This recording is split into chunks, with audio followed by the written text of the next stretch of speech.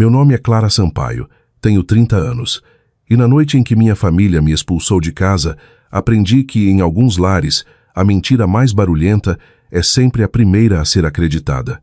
Minha irmã estava no quintal, chorando tanto que você pensaria que a vida inteira dela tinha acabado de ser destruída, apontando para mim e dizendo que eu havia arruinado o casamento dela. Minha mãe não fez uma única pergunta. Meu pai não pediu provas. Ele apenas olhou para mim com nojo e gritou: "Sai da minha casa, você não é digna desta família." Então, ele começou a jogar minhas coisas no gramado. Meus sapatos bateram na grama molhada, meus livros caíram na terra, um porta-retratos rachou contra o piso de pedra. Minha irmã, Vanessa, continuava soluçando, dizendo que eu havia apresentado o marido dela à mulher que destruiu o lar deles, que eu tinha aberto a porta para a traição dele, que nada disso teria acontecido se eu não tivesse me metido na vida dela. Eu sabia que ela estava mentindo, soube na hora, mas quando a sua própria mãe não consegue olhar para você e o seu pai está empurrando a sua mala para fora da varanda com o pé, a verdade começa a parecer menor do que a vergonha. Então, eu não gritei, não implorei. Peguei o que consegui, caminhei até a calçada e fui embora. Uma semana depois, eu estava sentada sozinha, em uma pequena edícula alugada, com um livro aberto no colo, tentando ensinar ao meu corpo como era a sensação de silêncio de novo, quando um e-mail chegou. O remetente me fez sentar reta. O assunto fez meu estômago embrulhar.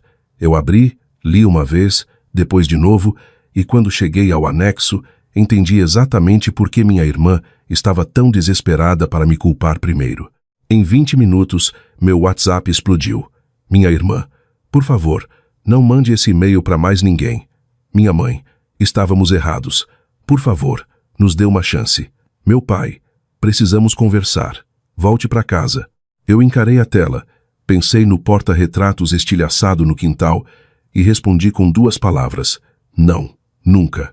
Mas antes de mostrar o que tinha naquele e-mail e por que ele transformou minha família de justiceiros implacáveis em pessoas apavoradas em menos de 1 hora, me diga uma coisa: se os seus próprios pais te expulsassem de casa por causa de uma mentira, você os perdoaria algum dia? A verdade é que a noite em que fui expulsa não foi o começo. Foi apenas o momento em que a mentira da minha irmã finalmente encontrou uma plateia. Eu havia me mudado para uma pequena edícula nos fundos de um casarão no centro histórico de Paraty. Tinha paredes finas, uma escada estreita, uma gaveta torta na cozinha que nunca fechava direito e uma janelinha em cima da pia de frente para um muro de tijolos. Não era bonito, mas era meu. E havia algo estranhamente reconfortante em estar num lugar onde ninguém poderia de repente decidir que eu não pertencia àquele espaço. Eu trabalhava como gestora de acervo no Museu Marítimo local, o que soa muito mais grandioso do que realmente é. Na maioria dos dias, meu trabalho consistia em preservar mapas antigos, catalogar instrumentos de navios naufragados e manusear objetos que haviam sobrevivido a tempestades, guerras, água salgada e ao tempo. Eu costumava achar que isso me tornava calma sob pressão. Depois do que aconteceu com a minha família, percebi que isso apenas me tornava boa em lidar com coisas danificadas. Minha irmã mais velha, Vanessa Sampaio, vivia em um mundo completamente diferente. Ela presidia eventos beneficentes, sorria para revistas de circulação local, organizava chás da tarde para pessoas da alta sociedade que adoravam ser fotografadas, ajudando os outros, e circulava por Paraty como se todos os ambientes existissem apenas para iluminar LA. Seu marido, Arthur Junqueira, era arquiteto, quieto, educado, de fala cuidadosa, o tipo de homem em quem as pessoas confiavam imediatamente porque ele nunca parecia precisar de atenção. Para os de fora, eles pareciam perfeitos. Para as pessoas que conheciam Vanessa bem o suficiente, eles pareciam gerenciados. 3 dias depois de eu me mudar, minha melhor amiga, Nina, apareceu com comida de aplicativo, 2 pratos de papel e raiva suficiente em meu nome para aquecer a casa inteira. Nina projetava exposições para o museu. Usava manchas de tinta na calça jeans como se fizessem parte de sua personalidade e uma vez foi banida de um almoço de doadores por dizer a um membro do conselho que a visão dele era apenas uma bobagem cara, com péssima iluminação. Ela sentou de pernas cruzadas no meu chão enquanto eu contava tudo. A acusação, os gritos, as caixas no quintal, a maneira como minha mãe nem sequer perguntou se era verdade. Quando terminei, Nina disse: "Essa história está limpa demais. A Vanessa não entrou em pânico e inventou isso na hora. Ela construiu isso antes de precisar." Eu quis discutir, principalmente porque estava cansada o suficiente para duvidar de mim mesma. "Ou talvez eu tenha deixado passar algo", eu disse. "Talvez eu realmente tenha colocado o Arthur perto da pessoa errada na hora errada." Nina largou o garfo e olhou direto para mim. "Clara, é exatamente nisso que pessoas como a Vanessa confiam. Elas fazem você questionar a sua própria memória enquanto conduzem todo o resto do mundo para a versão que as protege." Então, ela disse a frase que mudou a direção de tudo. "Então pare de pensar emocionalmente e comece a pensar historicamente. O que aconteceu antes da mentira?" No dia seguinte, enquanto eu estava recatalogando ferramentas de navegação de latão no acervo do museu, Nina me mandou uma mensagem. "Camila Ferraz vai falar. Não desperdice." Camila havia organizado bailes de caridade com Vanessa e tinha um daqueles cérebros sociais que lembravam de tudo. Quem chegou atrasado, quem saiu cedo, quem sorriu rápido demais, quem bebeu demais, quem dizia uma coisa em público e outra no corredor. Nos encontramos com ela naquela noite num bar de vinhos perto da igreja matriz.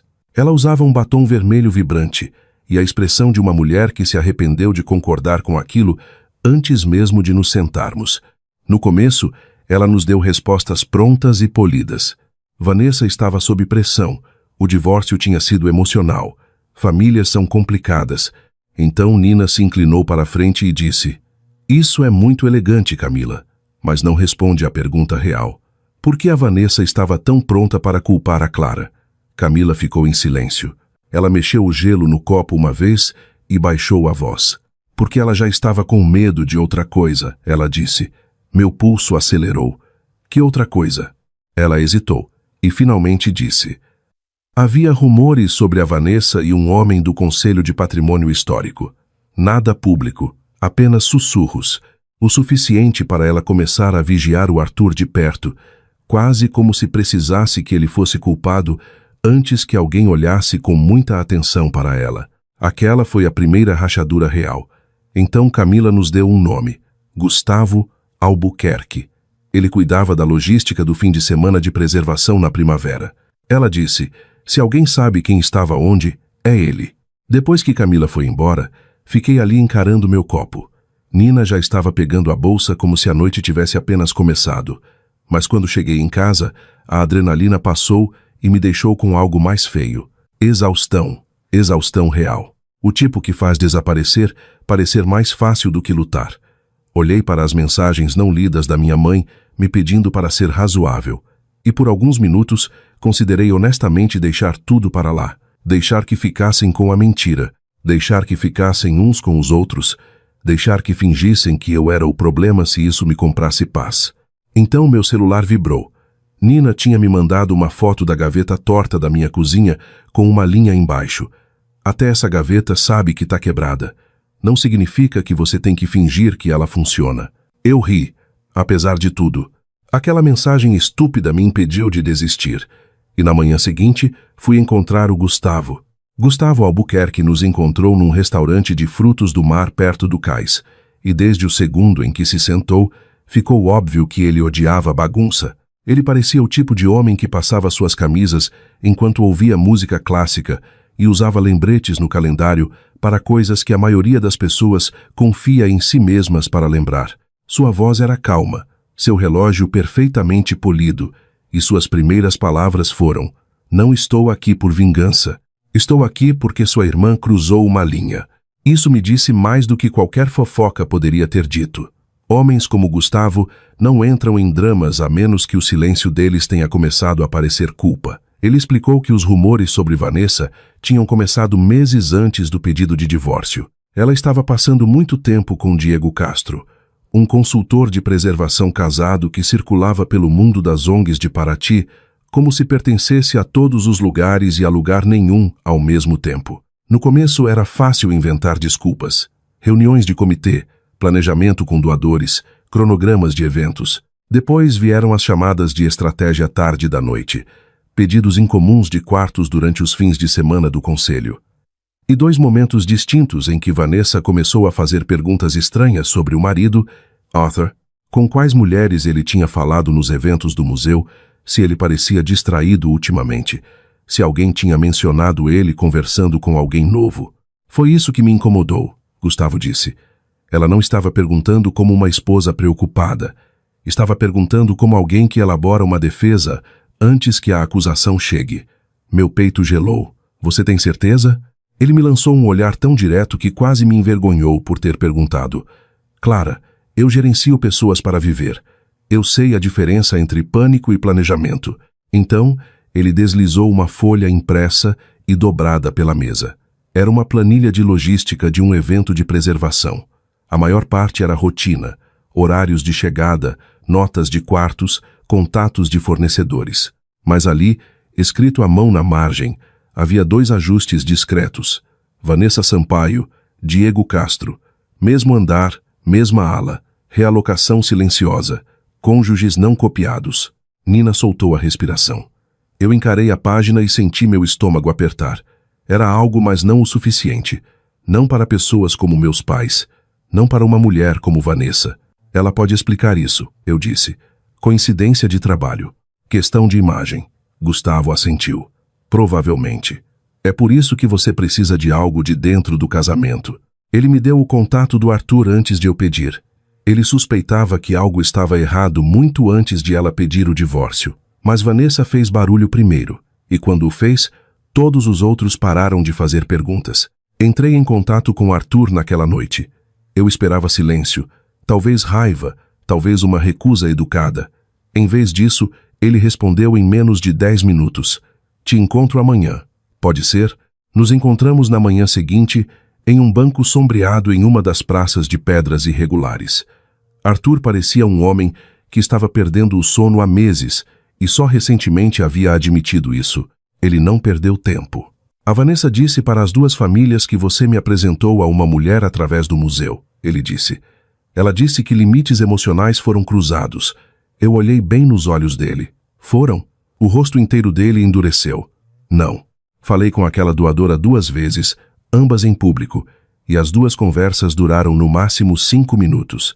A Vanessa precisava de uma versão dos fatos que a fizesse parecer ferida em vez de culpada. Entreguei a ele a impressão de Gustavo. Ele leu devagar, cerrando o maxilar. Eu sabia, ele murmurou. Então ele me contou algo que mudou toda a história. Meses antes, uma das confirmações de hotel de Vanessa havia sincronizado com um tablet antigo que eles compartilhavam por acidente. Ela deletou antes que ele pudesse salvar. Mas ele se lembrava do nome do hotel porque não era um que eles usavam como casal e não tinham motivo para usar. O momento em que ele disse o nome, meu corpo inteiro paralisou. A Pousada Imperial da Serra, uma propriedade boutique de luxo fora de Paraty. Eu sabia disso porque o museu havia organizado um jantar de doadores lá no ano anterior e eu tinha coordenado as listas de contatos de reserva. Isso significava que, se Vanessa tivesse reutilizado um perfil de reserva antigo, vinculado àquele evento, e esquecido de remover o meu e-mail do museu do sistema de notificação, do back-end, qualquer correção, resumo de faturamento ou aviso automático do quarto, poderia ter sido enviado para mim por engano.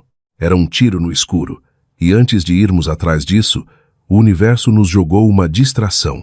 Camila mandou uma mensagem para Nina naquela mesma tarde, sem fôlego com uma nova fofoca. Aparentemente, uma mulher na igreja afirmou que Diego não era nem o único homem de quem Vanessa tinha se aproximado demais. Por 2 horas, Nina e eu fomos atrás dessa pista com força. Não deu em nada. Beco sem saída, fofoca ruim, talvez ruído deliberado. Sentei na mesa da minha cozinha naquela noite com dor de cabeça e uma pilha de papéis e disse, e se tudo isso for apenas sussurros e coincidências? Nina se encostou no balcão, de braços cruzados. Então descobrimos e paramos. Mas não vamos parar só porque a Vanessa atua melhor que você. Ela tinha razão. Então, em vez de confrontar minha irmã com meias provas e deixá-la chorar para se safar, Abri meu notebook e comecei a cavar algo contra o qual ela não pudesse atuar. Algo que não se importaria com quão convincentemente ela chorasse. Algo escrito. O dia seguinte foi uma tortura. Passei a manhã no museu fingindo funcionar como um ser humano normal, enquanto meus pensamentos continuavam rondando a mesma possibilidade. Durante o almoço, puxei arquivos arquivados do jantar de doadores do museu na pousada imperial e pesquisei em todas as planilhas de logística antigas, listas de quartos e perfis de notificação que pude encontrar. E lá estava, um perfil de evento interno do ano anterior com o meu e-mail do museu, anexado como contato secundário para ajustes de reservas e correções de cobrança. Não notas privadas de hóspedes, mas o transbordo administrativo que ninguém pensa até dar errado. Se Vanessa tivesse reutilizado parte daquele perfil de evento enquanto reservava uma estadia particular e não tivesse removido meu endereço, o sistema do hotel poderia absolutamente me enviar algo por engano. Isso era tudo o que eu precisava. Um caminho. Redigi uma mensagem cuidadosa para o setor de relações com hóspedes. Não acusei ninguém. Não mencionei um caso ou minha família ou o divórcio da Vanessa. Simplesmente expliquei que eu acreditava que o meu e-mail do museu poderia ainda estar anexado por erro a um perfil de reserva reutilizado de um evento antigo de ONG, e perguntei se algum aviso administrativo recente havia sido encaminhado erroneamente. Então enviei, e tentei não checar minha caixa de entrada a cada 3 minutos como uma lunática. Na tarde seguinte, eu já estava começando a achar que a pista tinha morrido. Às 3 da tarde, eu me odiava por ter esperança. Às 4, eu estava na sala de preparação do museu, segurando uma bússola de latão restaurada e pensando que talvez as provas nem importassem de qualquer jeito. Talvez minha família já tivesse escolhido a história que preferiam, porque era mais fácil do que a vergonha. Então meu celular vibrou. Um novo e-mail. Remetente. Relações com hóspedes da pousada imperial da Serra. Assunto. Correção de contato de notificação secundário. Resumo de faturamento em anexo. Coloquei a bússola na mesa e abri o e-mail. A primeira linha era educada. A segunda mudou tudo. O hotel se desculpou pelo inconveniente e confirmou que meu endereço de e-mail havia permanecido anexado por engano como contato secundário de notificação em um perfil de reserva executivo reutilizado. Anexados para meus registros estavam os avisos de reserva corrigidos e os resumos de faturamento que haviam sido gerados antes que o erro fosse descoberto. Minhas mãos não tremeram, não no começo. Abri o PDF e li cada página. Vanessa Sampaio, Diego Castro, 2 suítes conjugadas, 2 fins de semana separados, preferência de privacidade solicitada, serviço de vinho tarde da noite, registros de manobrista, serviço de quarto depois da meia-noite, uma nota mencionando arranjos de acesso discreto. Voltei ao corpo do e-mail e li de novo porque eu precisava ter certeza absoluta de que entendia o que estava olhando. E lá estava, claro e devastador. Aquilo não era fofoca, suspeita ou um misterioso aviso anônimo. Era uma correção administrativa limpa do próprio hotel, explicando que meu e-mail antigo do museu havia permanecido vinculado a um perfil de reserva reutilizado e que os registros anexados haviam sido gerados antes que o erro fosse corrigido. Aquele foi o e-mail. Aquela foi a coisa que deixou minha família apavorada. Uma confirmação chata, profissional e sobre a qual é impossível chorar, de que minha irmã estava exatamente onde não deveria estar, com exatamente o homem com quem não deveria estar, durante o mesmo período de tempo em que ela estava me acusando de arruinar o casamento dela. Mandei 3 palavras para Nina no WhatsApp. Eu consegui. Ela ligou imediatamente. Lê para mim. Eu li. Quando terminei, ela já estava no carro.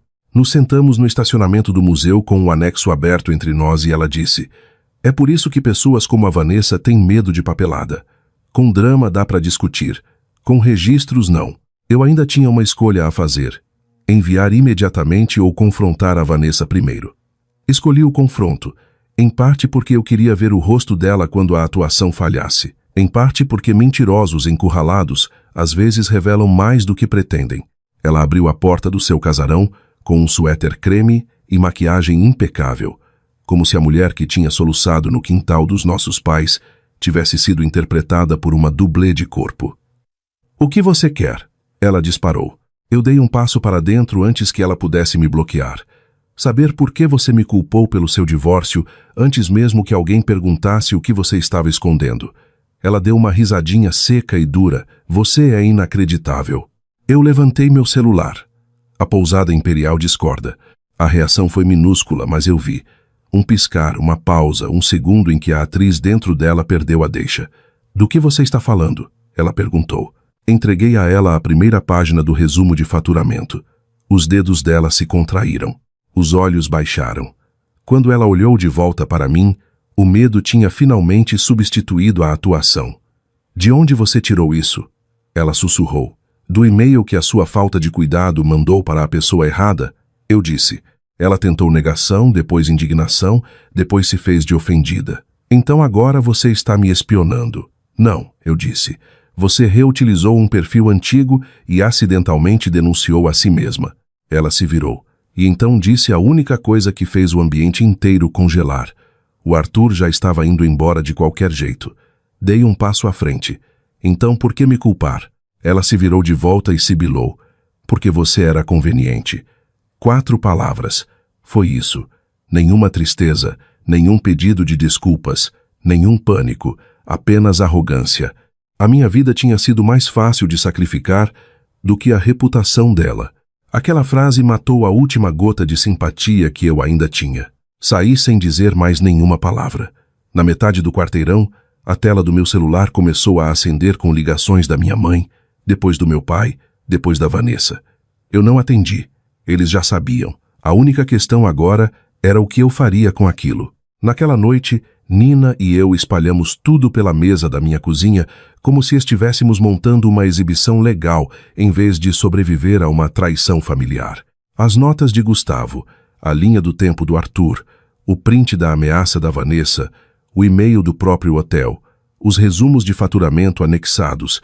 As palavras importavam, a ordem importava e, acima de tudo, a fonte importava. Se eu apenas encaminhasse as contas do hotel, Vanessa diria que eu as roubei ou as manipulei. Mas o e-mail de relações com hóspedes mudava isso. Ele explicava exatamente por que os registros chegaram a mim e tornava tudo mais difícil de ser distorcido. Construímos o e-mail com cuidado, sem gritos, sem insultos, sem melodrama, apenas cronologia e provas. Enderecei a minha mãe, ao meu pai, ao Arthur e à Vanessa.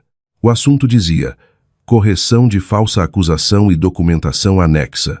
No corpo do texto, afirmei que eu havia sido falsamente acusada de causar o fim do casamento da Vanessa por apresentar Arthur a outra mulher. Afirmei que naquela manhã eu havia recebido uma correção administrativa da pousada imperial da Serra, confirmando que o meu e-mail do museu havia permanecido anexado por engano a um perfil de reserva reutilizado. Afirmei que os registros em anexo documentavam que Vanessa Sampaio e Diego Castro reservaram suítes conjugadas durante o mesmo período em que Vanessa redirecionou as suspeitas para mim. Então anexei o próprio e-mail do hotel, seguido pelos resumos de reserva. No final, escrevi uma última linha. Não vou continuar carregando uma culpa que foi fabricada para proteger a traição de outra pessoa. Enviei às 8h12 daquela manhã. 7 minutos depois, Vanessa ligou. Depois ligou de novo. Depois minha mãe. Depois meu pai. Não atendi a nenhum deles. Às 8h29, começaram as mensagens no WhatsApp. Vanessa, por favor, não mande esse e-mail para mais ninguém. Minha mãe, estávamos errados. Por favor, nos dê uma chance. Meu pai, precisamos conversar. Volte para casa. E depois outra dele. Isso precisa se manter no privado. Privado? Aquela palavra quase me fez rir. Não houve nada de privado em ter meus pertences jogados no quintal como lixo. Encarei a tela. Lembrei do som da voz do meu pai, me dizendo que eu não era digna da família, e respondi com 2 palavras. Não. Nunca. Arthur ligou de um número que eu ainda não tinha silenciado, e quando atendi, ele ficou em silêncio por um momento antes de dizer obrigado. Não porque ele estava feliz, não porque a verdade tornava o divórcio mais fácil, mas porque alguém finalmente havia escrito o que Vanessa passou semanas tentando enterrar sob atuação. Ele me disse que seu advogado usaria o e-mail e os anexos.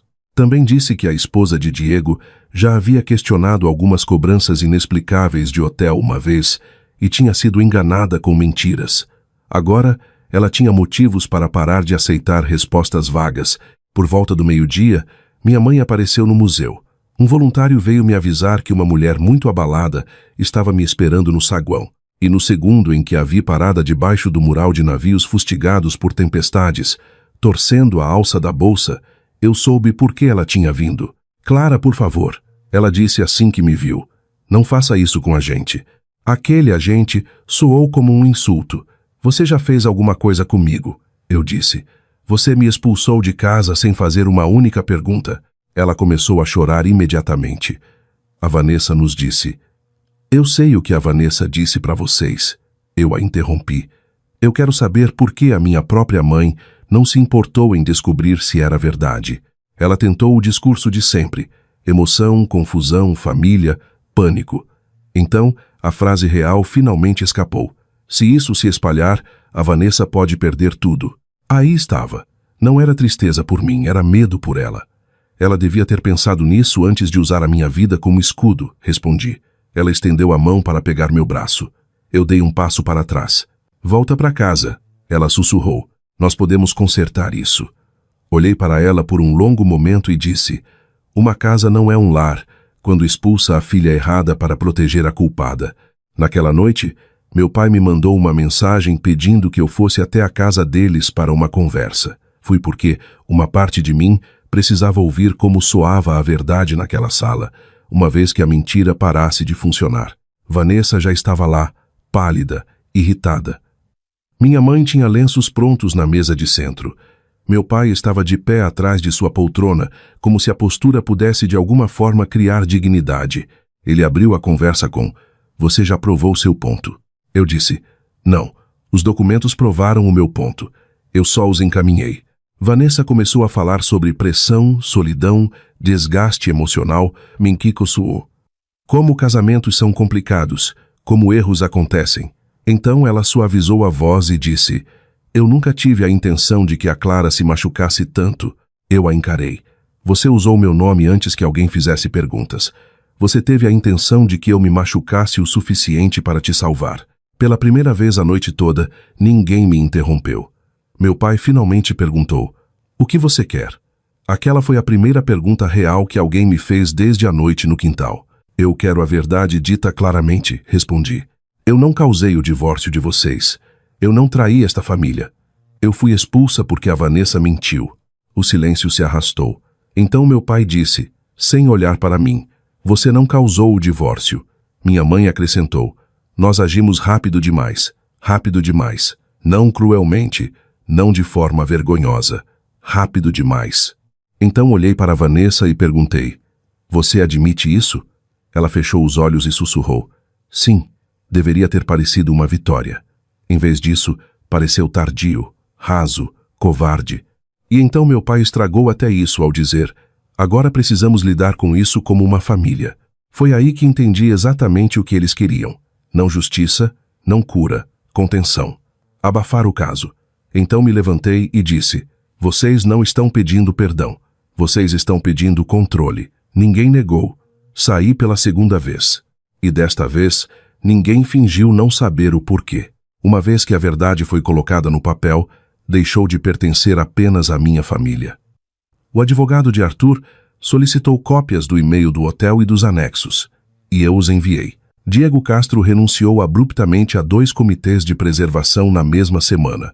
Uma família de doadores discretamente se retirou de um evento que Vanessa deveria ajudar a liderar. Uma colega de patronato encontrou uma desculpa de agenda para se distanciar. Nada disso aconteceu porque eu saí pela cidade espalhando a minha vida para todo mundo. Aconteceu porque, quando existe uma prova, as pessoas começam a fazer suas próprias perguntas. E minha irmã havia construído toda a sua vida com a premissa de que ninguém nunca faria isso.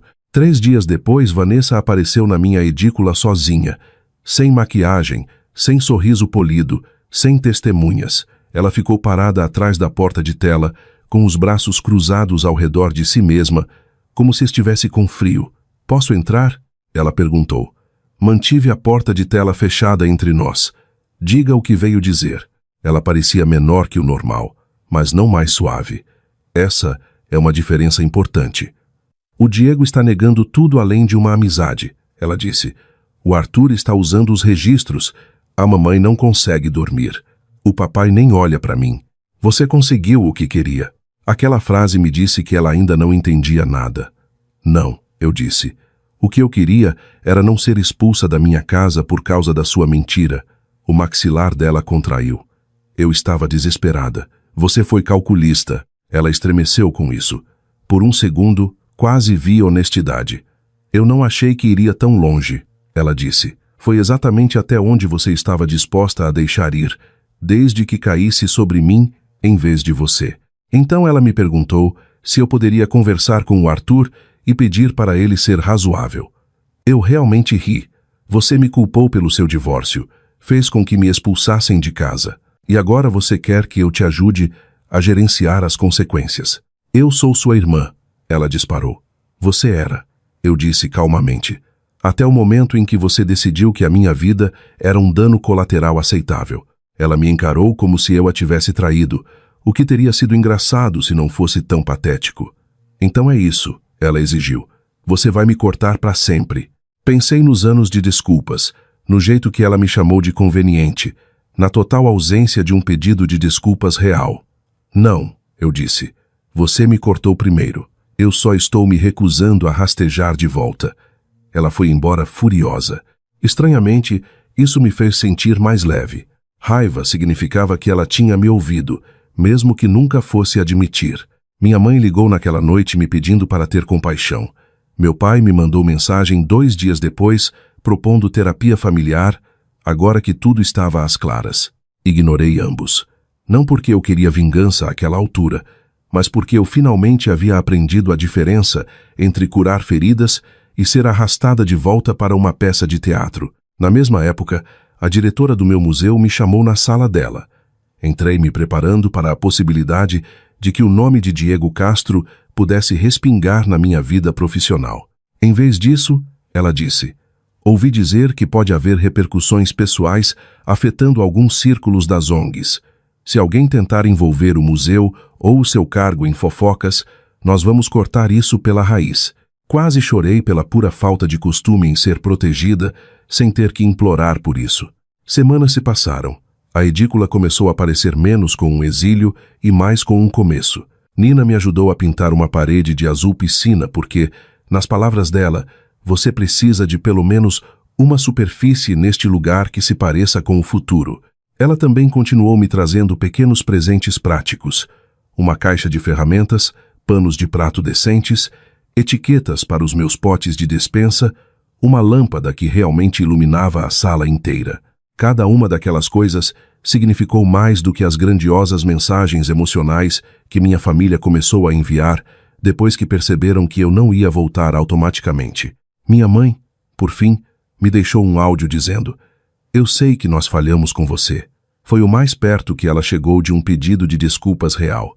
Meu pai nunca chegou tão longe.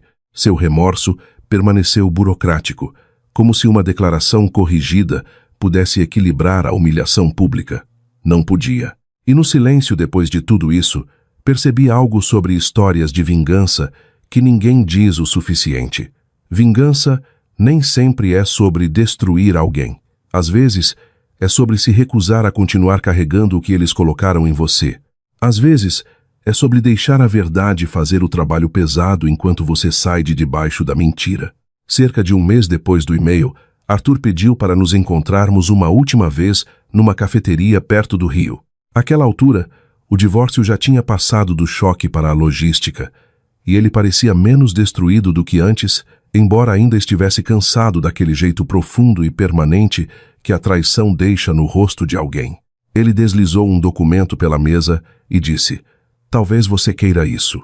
Era uma declaração assinada por ele, confirmando em linguagem clara que eu nunca havia interferido em seu casamento, nunca havia encorajado nenhum relacionamento inapropriado e que havia sido falsamente culpada depois que o envolvimento da Vanessa com o Diego começou a vir à tona. Eu encarei o papel por um longo momento. Depois de semanas defendendo minha realidade, lá estava ela por escrito, da única pessoa cuja voz tornava a mentira impossível de ser revivida. Você não precisava fazer isso, eu disse. Ele deu um meio sorriso cansado. Talvez não, mas eu cansei de ver a Vanessa reescrever tudo. Então ele acrescentou a frase que ficou comigo por muito mais tempo do que o próprio papel. Você foi a única pessoa honesta em uma casa cheia de encenações. Esse era o verdadeiro centro de toda a história. Encenação. Vanessa encenava vitimismo, minha mãe encenava paz, meu pai encenava autoridade. E por anos eu encenei o perdão, esperando que ele eventualmente me trouxesse justiça. Não trouxe. Quando parei de atuar, tudo mudou. Meus pais, mais tarde, trouxeram as últimas poucas coisas minhas que ainda estavam na casa deles. Minha mãe chorou na calçada. Meu pai carregou a caixa mais pesada, como se o esforço silencioso pudesse de alguma forma substituir o remorso. Quando ele disse, sempre haverá um lugar para você com a gente, eu respondi, não havia quando importava. Ele não teve resposta. Talvez aquele tenha sido o primeiro silêncio honesto que ele já me deu. Vanessa se mudou do casarão não muito tempo depois. Diego Castro desapareceu do circuito das ONGs. Minha irmã não perdeu absolutamente tudo. Pessoas como Vanessa raramente perdem, mas ela perdeu algo de que sempre dependeu. O poder de moldar a narrativa antes que os fatos chegassem. Quanto a mim, fiquei em Paraty. Mantive meu emprego. Voltei a dormir a noite toda. Aprendi qual degrau da escada da edícula rangia e parei de ouvir aquilo como solidão. Nina vivia insistindo que eu parecia mais alta ultimamente. Talvez eu parecesse mesmo. A vergonha enverga a coluna muito mais do que a dor. No aniversário de 1 ano da noite em que fui expulsa, minha mãe mandou uma mensagem. Eu ainda rezo, viço para que você volte para nós. Encarei a tela por um tempo antes de responder. Eu voltei para mim mesma. E isso tem que bastar. E bastou. Porque o verdadeiro final dessa história não é apenas que um e-mail mudou tudo.